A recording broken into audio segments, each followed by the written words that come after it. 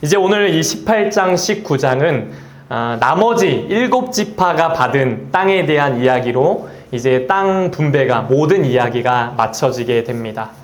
지금까지 모든 분배가 잘 진행되었습니다. 그런데 오늘 본문은 일시적으로 땅 분배가 중단된 것을 보게 됩니다. 오늘 1절에 보시면 이스라엘 자손의 온 회중이 실로에 모여서 거기에 회막을 세웠으며 그 땅은 그들 앞에서 돌아와 정복되었더라. 여호수아가 땅 분배를 잠깐 중단하고 중요한 결정을 내립니다. 실로라는 곳에 회막을 세웠다라고 합니다. 가나안 전쟁이 처음에 시작됐을 때 이스라엘이 처음에 진을 쳤던 곳은 바로 길갈이었습니다. 이 길갈이 본부였어요. 그런데 이제 그 본부를 길갈에서 실로로 옮긴 겁니다. 실로는 예루살렘에서 북쪽으로 30km 지점에 위치하는데요. 가나안의 정중앙에 위치한 곳입니다. 이스라엘의 영적 중심지가 이제 길갈에서 실로로 바뀌게 된 것입니다. 실로는 안식의 장소라는 뜻입니다. 안식의 장소. 그럼 회막은 뭘까요? 성막입니다. 이동이 가능한 예배의 장소라는 것입니다. 하나님과 만나는 장소입니다. 하나님이 함께 하신다는 증거가 회막입니다. 그래서 회막을 영어로 이렇게 표기합니다. 보시면 The Tent of Meeting. 아주 발음 적절하죠? The Tent of Meeting. 하나님을 만나는 거룩한 장막, 성막이란 뜻입니다. 그러면 이런 생각을 해봅니다. 왜 여호수아는 땅 분배를 잘 하다가 갑자기 중단을 하고 왜 실로에 회막을 세우게 했을까요? 그 이유는 무엇일까요?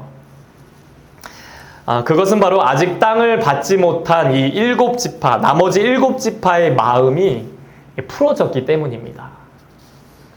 그들은 그냥 이렇게 모여서 전쟁의 상처를 씻어내고 여기가 좋사오니 편안한 삶을 살고 싶었던 것입니다. 서도에 말씀드린 용두사미와 비슷하죠.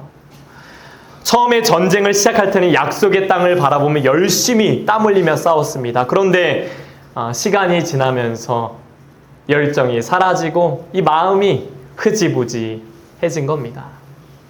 그래서 여호수아가 안 되겠다 싶어가지고 땅 분배 잠깐 스톱, 너희들 다 하나님 앞에 모여라 라고 한 것입니다. 가나안의 중심인 실로에 회막을 세워서 하나님께 예배를 드린 것입니다. 영적인 하프타임을 선언한 것입니다. 우리가 타는 자동차는 참 편리하죠. 그런데 매일 달릴 수 없습니다. 때가 되면 주유소에 들려서 기름을 넣어야 달릴 수가 있죠. 우리도 마찬가지입니다. 월요일부터 토요일까지 세상에서 열심히 일하며 살기 위해서 이렇게 주일 성수를 하는 것입니다. 예배드리면서 하나님을 만나고 또 그 은혜를 충전해야 또 한 주간을 살아낼 수 있기 때문입니다. 많은 사람들이 새해가 되면 결단합니다. 하나님, 올해는 예배 이렇게 드리겠습니다. 이렇게 헌신해 보겠습니다. 라고 다짐을 하지만 시간이 지나면 그 마음이 조금 식어질 때가 있는 걸 보게 됩니다. 한 해의 절반을 보내고 있습니다. 아마 요맘때쯤 이 무더위와 장마철, 이 휴가철 시즌이 우리의 믿음이 좀 흐릿해지는 시기가 아닐까. 우리의 마음이 조금 뒤숭숭해지고 오르락 내리락 하는 그런 시기가 아닐까 생각해 봅니다. 말씀을 준비하면서 우연히 이제 교회 이제 탁상 달력을 저 뒤에도 있는데 달력을 따라 보는데 달마다 그 한 줄 그 말씀이 딱 있어요. 근데 이번 달 말씀이 눈에 띄더라고요. 예레미야 33장 3절 말씀입니다. 우리 같이 한번 읽어볼까요? 시작. 너는 내게 부르짖으라. 내가 내게 응답하겠고 내가 알지 못하는 크고 은밀한 일을 내게 보이리라. 아멘. 너가 부르짖으면 알지 못하는 은밀한 일을 내가 보여줄 것이다. 그런데 제 눈에 띄었던 건 바로 그 옆에 있는 영어 문구였습니다. 한번 보시면 Call to me, 나를 부르라. Call to me, 하나님을 부르라는 겁니다. 하나님을 찾으라는 것입니다. 우리의 믿음이 요동칠 때, 우리 삶의 어려움이 찾아올 때 우리가 가장 먼저 해야 할 일은 Call to me, 나를 부르라. 하나님을 부르라는 것입니다. 응답할 것이다. 그 일이 어떤 일이든 내가 할 수 있는 건 없습니다. 하나님이 하셔야 됩니다. 하나님이 일하셔야 됩니다. 주님의 능력을 끌어와야 됩니다. 그래서 우리는 하나님 앞에 엎드려야 합니다. 기도해야 합니다. 예배해야 합니다. 그렇게 주님을 찾고 부르짖을 때 주님은 반드시 응답해 주실 줄로 믿습니다. 오늘 남은 7지파에게도 이 시간이 좀 필요했습니다. 그래서 여호수아는 회막을 세우고 하나님을 예배하게 했습니다. 백성들에게 하나님의 약속을 다시 한번 상기시켜주면서 너희들 이런 식으로 하면 안 된다. 땅 분배에 대해서 적극적인 태도를 갖게 한 것입니다. 여호수아가 오늘 이렇게 말합니다. 3절에 보시면 여호수아가 이스라엘 자손에게 이르되 너희가 너희 조상의 하나님 여호와께서 너희에게 주신 땅을 점령하러 가기를 어느 때까지 지체하겠느냐? 언제까지 지체할 거냐? 누워있지 말고 일어나야지. 다시 한번 결단해야지. 일어서야지. 용기를 내야지. 다시 한번 상기시켜주면서 하나님의 말씀을 심어준 것입니다. 그러면서 여호수아가 오늘 4절 이하에서 지혜를 발휘합니다. 남은 7지파에서 3사람씩 선정하라는 겁니다. 그러면 3, 7이 20일 그 21명의 사람들이 다니면서 땅을 정탐한 다음에 그 내용을 그려오라고 한 겁니다. 그러면 그 내용을 가지고 땅 분배를 하겠다는 겁니다. 제비뽑기를 통해서 그 내용을 토대로 땅을 분배하겠다라는 것입니다. 여호수아는 과거에 정탐꾼 출신이었죠. 역시 이 정탐꾼 출신답게 아주 비상한 지혜를 발휘한 것입니다. 그 대표자들에게 땅의 형편과 생김새를 관찰하게 함으로써 사전의 불평 요소를 사전에 차단한 겁니다. 그 대표들은 자기들의 그 지파의 특성을 누구보다 잘 알고 있는 사람들이었습니다.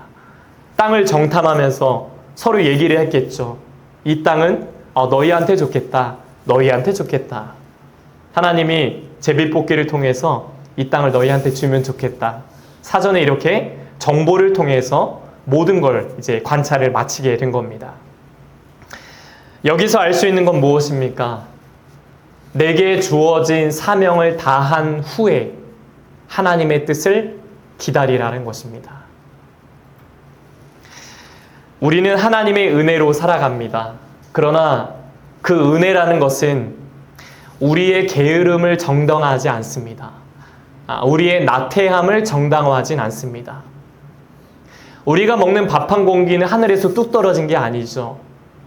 농부가 씨앗을 뿌리고 비바람을 견디면서 6개월 동안 매일같이 흘린 그 땀방울과 손길이 있었기 때문에 우리가 이렇게 밥을 먹을 수가 있는 것입니다. 로마의 속담 중에 오라 에트 라보라라는 말이 있습니다. 오라 에트 라보라. 이 말은요, 일하고 기도하라는 뜻입니다. 일하고 기도해라. 이와 비슷한 말 중에 우리말 중에 이런 말 있잖아요. 진인사 대천명. 진인사 대천명. 사람의 도리를 다하고 하늘의 뜻을 기다린다. 이처럼 우리가 해야 할 의무를 다할 때, 내게 주어진 사명에 충실할 때 하나님은 그런 수고 위에 은혜를 베푸신다라는 것입니다. 여러분 혹시 그 학창 시절에 공부하면서 시험 볼 때 이런 경험 있으십니까? 문제의 답을 몰라가지고 이렇게 펜을 쫙 굴려가지고 답을 찍었다든지, 어느 곳을 고를까요? 알아맞혀 보세요 하면서 답을 찍었다든지. 아마 우리 성도님들은 공부를 열심히 하셔가지고 그러진 않으셨을 것 같은데, 제가 처음에 이제 평신도로 대학생활을 마치고 처음에 이제 신학대원에 들어가서 그런 일이 있었어요. 얼마나 신기했겠습니까? 이 성경책을 집에만 꽂아두다가 이제 신학대학원에 들어가서 성경책을 내가 하나님의 말씀을 내가 공부한다고 생각하니까 너무 긴장이 되고 설렜어요. 그래서 보니까 다 전도사님들이더라고요. 학교에 보니까. 그래서 제 딴에는 전도사님들이 사역도 하시니까 공부를 다들 성실하게 열심히 하실 줄 알았어요. 그게 제 처음의 생각이었습니다. 그런데 시험 볼 때 그 교수님이 그런 얘기 하시더라고요. 전도사님들 시험 보실 때 문제의 답을 쓰셔야 됩니다. 답 모른다고 은혜 받은 얘기 쓰지 마세요. 간증 쓰지 마세요. 전도사님들이 얼마나 글을 잘 씁니까? 말도 잘하지 않습니까? 그러니까 기도문 쓰지 마세요. 주기도문 쓰지 마세요. 그 마음을 울리는 그 은혜 받은 눈물의 얘기, 그런 얘기 쓰지 마세요. 점수 안 나갑니다. 그런 얘기 하더라고요. 그래서 저는 살짝 막 다들 빵하고 막 웃은 기억이 있는데 실제로 그런 일들이 있었던 거예요. 문제에 답을 써야 되는데 전사님들이 막 교수님의 마음을 울리려고 막 은혜 받은 얘기를 막 쓰는 거예요. 그러지 말라는 거죠. 막 점수 안 나간다고. 우리의 삶도 그렇습니다. 막연히 앉아가지고 하늘만 보는 사람은 하나님께 아무것도 얻을 수가 없는 것입니다. 놀라운 계획으로 천지를 창조하신 하나님은 땀 흘리며 열심히 노력하는 자에게 당신의 뜻을 드러내십니다. 우리에게 주어진 역할과 사명에 충실할 때 하나님은 그런 자를 통해 일하시고 역사하시고 열매 맺게 하신다라는 것입니다. 우리 모두가 그런 준비된 백성이 되기를 소망합니다. 오늘 각 지파의 대표들이 그렇게 땅을 정탐했습니다. 땅의 지형은 어떤지, 이 땅의 넓이는 어떤지 이런 것들을 다 파악해서 제비 뽑을 준비를 갖추었던 것입니다. 그렇게 지파의 대표들이 그려온 땅을 가지고 오늘 이제 10절 이하에 나온 것처럼 여호수아가 실로의 여호와 앞에서 이제 땅을 분배하게 됩니다. 그렇게 해서 이제 제일 먼저 땅을 받게 된 지파가 오늘 11절 이하에 쭉 나옵니다. 바로 베냐민 지파가 가장 먼저 땅을 받습니다. 지도를 통해서 위치를 한번 볼까요? 제가 오늘 땅 분배를 마무리하면서 제가 이제 지도를 한 장씩 나눠드렸는데요. 이제 저희에게 익숙한 지도입니다. 베냐민 지파 어딜까요? 가장 강력한 힘을 가진 남쪽의 유다 지파와 그 위에 에브라임 지파 사이에 조그맣게 보이죠. 초록색으로 보이는데 베냐민 지파입니다. 이 베냐민 지파는 남은 7지파 중에서 가장 연약하고 힘이 약하고 작은 지파였습니다. 다들 찾으셨습니까? 베냐민이라고 써있죠.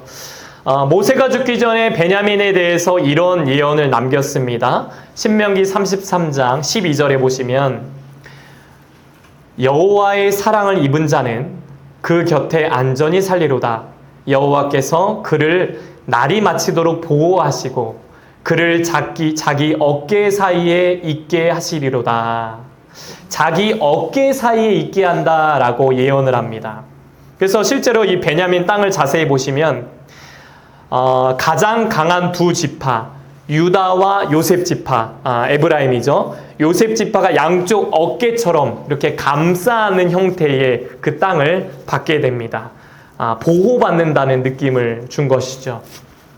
감사한 것은 이 베냐민 지파가 거기 아래 보시면 예루살렘이라고 보이십니까? 예루살렘 성전과 굉장히 가깝습니다. 아주 가깝죠. 교회랑 가깝다는 거예요. 그래서 이 베냐민 지파는 다른 지파보다 믿음 생활을 충실히 할 수 있었습니다. 아무래도 가까우니까. 또 나중에 남유다가 멸망하는 순간까지 주님을 잘 섬기면서 하나님의 큰 은혜와 보호를 받는 지파로 남게 됩니다. 모세의 예언이 성취된 것입니다. 이렇게 베냐민 지파가 받은 땅의 경계들과 그 성읍이 무엇인지 이제 읽진 않았지만 쭉 이제 그 성읍의 지명들이 성경에 나오고 있습니다. 그 다음에 이제 19장으로 넘어가면 시므온 지파가 받은 땅이 나옵니다. 눈으로 지도를 보시면 유다 지파의 남쪽에 있죠. 유다 지파의 땅 안에 그 일부를 조그맣게 분배받았습니다. 시므온은요, 성격이 굉장히 불같았습니다. 그래서 과거에 그런 일이 있었잖아요. 세겜에서 디나의 강간 사건을 보고 레위와 함께 이 시므온이 세겜 족속을 진멸하는 악행을 저질렀습니다. 그 결과 야곱의 노여움을 사게 되었고, 그 저주로 야곱이 나중에 가나안 땅을 얻을 때 이들이 온 지파 속에 흩어지게 될 것을 예언을 합니다. 하나님의 섭리는 오차가 없다는 것을 이 지도를 통해서 보여주고 있습니다. 그 다음에 19장 10절 이하에 보면 스불론 지파가 받은 땅입니다. 그 위쪽에 이제 조그맣게 초록색, 진한 초록색 보이시죠? 스불론은 가나안 북부의 내륙 지방을 땅으로 받았습니다. 오늘 지도에 나온 것처럼 이 가나안을 동서와 남북으로 잇는 교통의 중심지였습니다. 그래서 자연스럽게 이 스불론은 무역이 발달하는 그런 땅이 되었습니다. 그 다음에 17절 이하에 보면 이사갈 지파가 받은 땅이 나옵니다. 지도를 보면 스불론 바로 옆에 땅이 붙어 있죠. 이사갈. 이사갈은 실제로 스불론의 형입니다. 스불론의 형이고요. 레아 뱃속에서 연달아 태어난 연년생 친형제입니다. 그래서 연년생이라서 굉장히 가까운 형제, 아주 친했습니다. 이 스불론과 이사갈이. 이사갈은 특히 이 요단강, 가운데가 요단강이 흐르잖아요. 강이 쭉 흐르는데 요단강 주변의 땅을 받았는데 토지가 비옥해가지고 농사 짓기에 아주 적합한 땅이 이사갈이었습니다. 자, 그 다음 24절 이하에 보면 아셀 지파가 받은 땅이 나옵니다. 아셀, 그 왼쪽 위쪽에 보이시죠? 아셀은 이제 두로와 시돈이 있는 지중해 해안가를 땅으로 받았는데요. 이곳은 굉장히 기름진 땅이었고 특히 이스라엘에서 최고로 질이 좋은 올리브 기름을 생산하는 아주 아름다운 땅이 아셀 이 땅이었습니다. 그 다음에 32절 이하에 보면 납달리 지파가 받은 땅이 나와요. 납달리 그 중간에 위쪽에 보이시죠? 이곳은 험한 산악지형입니다. 굉장히 그런데 이 산악지형임에도 복을 받은 땅인 게 물이 그렇게 풍부했습니다. 이 물이 어디서 왔을까요? 예, 북쪽에 있는 헤르몬산 보이십니까? 헤르몬산에서 눈 녹은 물이 흐르는데 납달리를 거쳐서 그 아래 갈릴리로 흘러갑니다. 그러니까 납달리가 중간에 있는 거예요. 그러니까 산악지형임에도 불구하고 물이 그렇게 풍부해가지고 굉장히 농사가 아주 잘 된 땅이 이곳이었습니다. 마지막으로 이제 40절 이하에 보면 단 지파가 받은 땅이 나와요. 왼쪽 맨 아래쯤에 나오는데 단 하얀색 부분이라고 이제 있는데 이곳은 지중해 연안이어서 아주 기름진 땅이었습니다.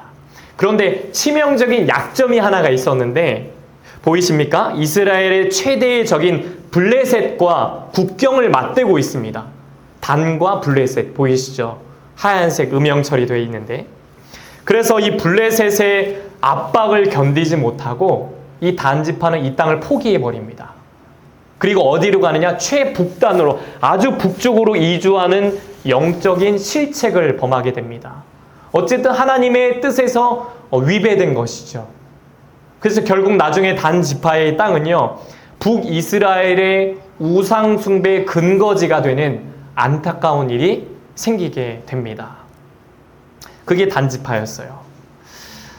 이렇게 해서 간단하게 여호수아의 지도 아래 이스라엘 12지파의 모든 땅 분배가 마무리가 됩니다. 그런데 여기서 끝난 게 아닙니다. 땅을 못 받은 사람이 한 명 있습니다. 누가 못 받았을까요? 가장 중요한 메인 인물. 레위는 그 전에 못 받았다고 나왔고 주인공이죠. 바로 여호수아가 땅을 못 받았습니다. 49절에 보시면 이스라엘 자손이 그들의 경계를 따라서 기업의 땅 나누기를 마치고 자기들 중에서 눈의 아들 여호수아에게 기업을 주었으니 저는 여기서 여호수아를 잠잠히 좀 묵상해 봤습니다. 여호수아가 누굽니까? 가나안 전쟁의 최고 사령관입니다. 이스라엘의 최고 지도자입니다. 넘버 원이죠. 그런데 이 최고 지도자가 땅을 언제 받았습니까? 이스라엘 12지파가 다 받고 나서 가장 마지막에 받았다라는 겁니다. 이미 자기 땅을 확보해 놓은 게 아닙니다.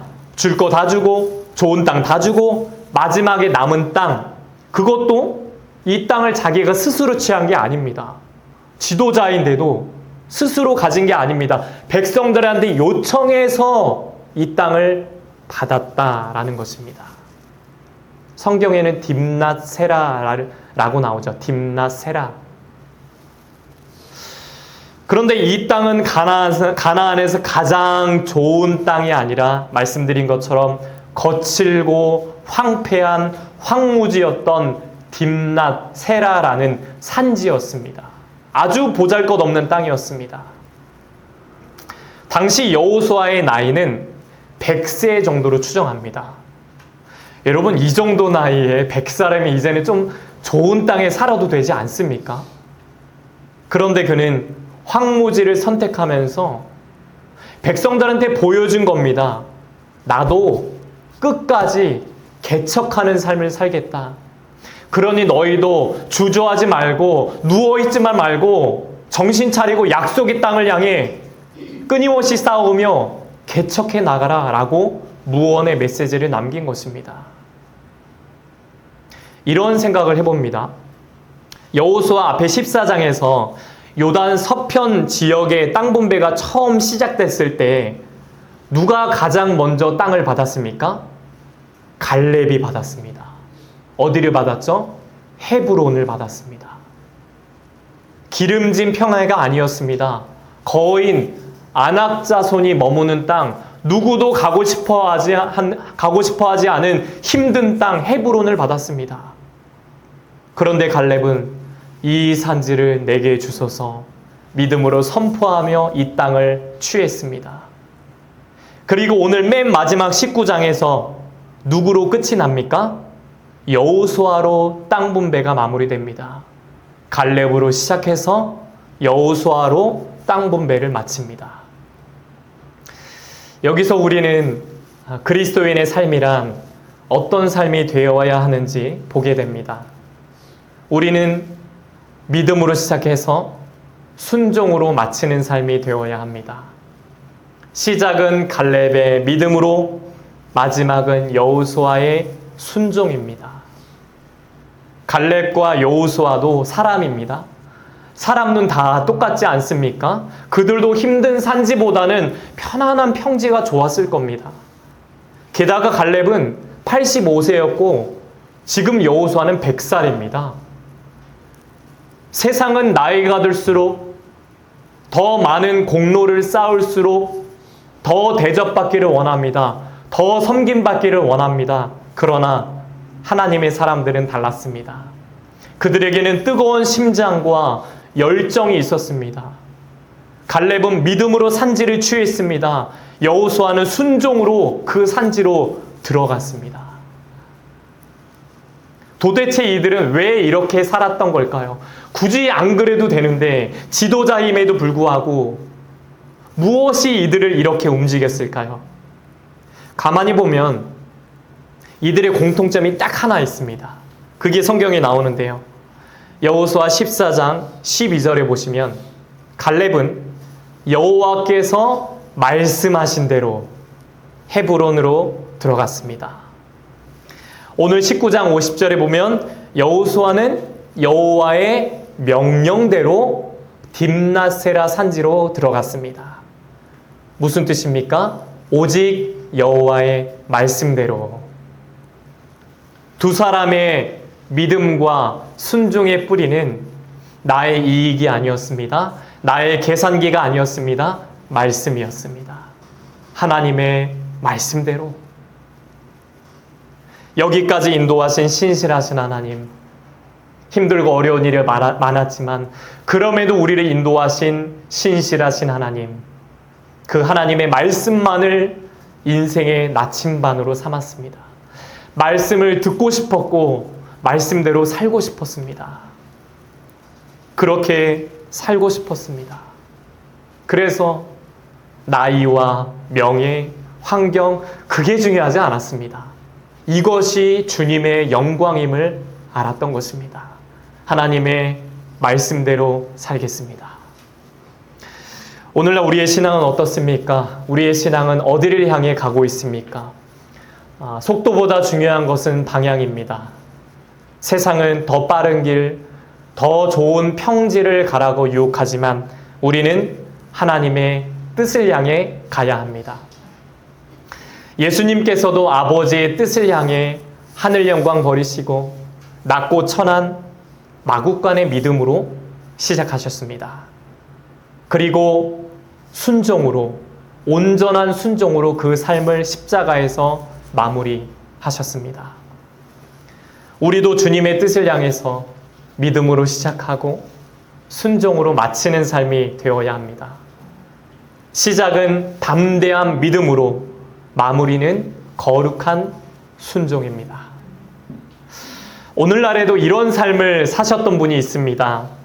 한국의 슈바이처이자 바보 의사로 불리는 장기려 박사입니다. 한 번쯤은 들어보셨습니까? 장기려 박사.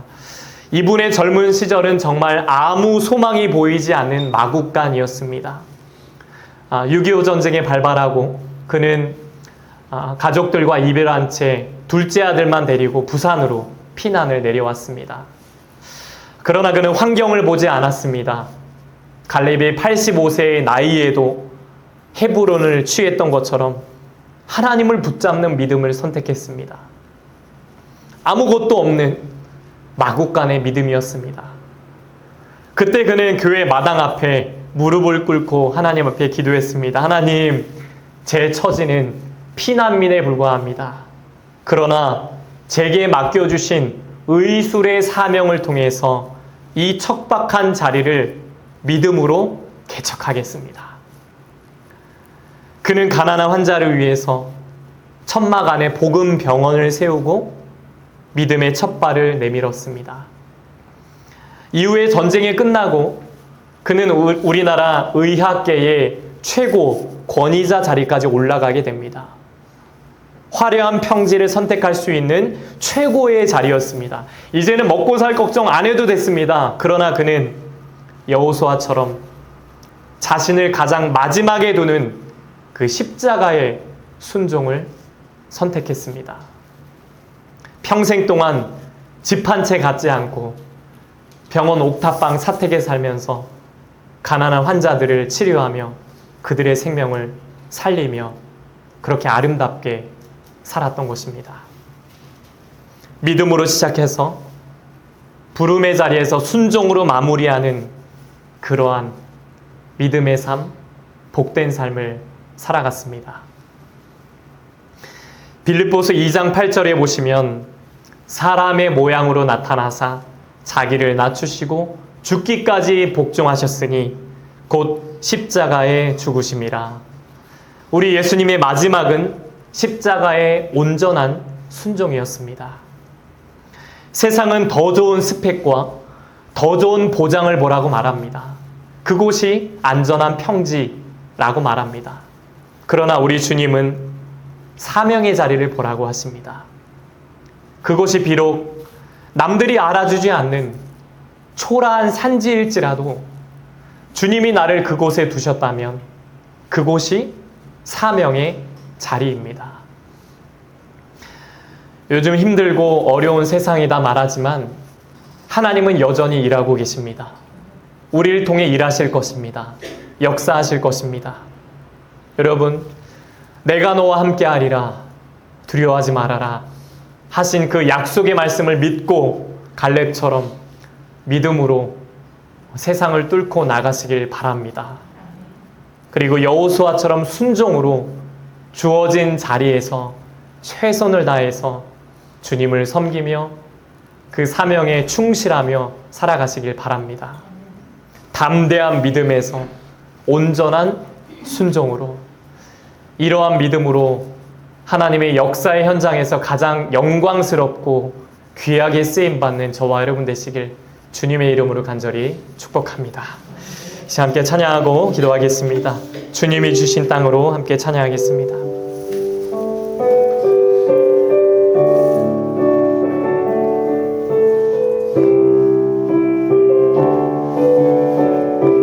주님이 주신 땅으로, 주님이 주신 땅으로 한 걸음씩 한 걸음씩 나아갈 때에 수많은 적들과 견고한 성이 나를 두렵게 하지만 주님을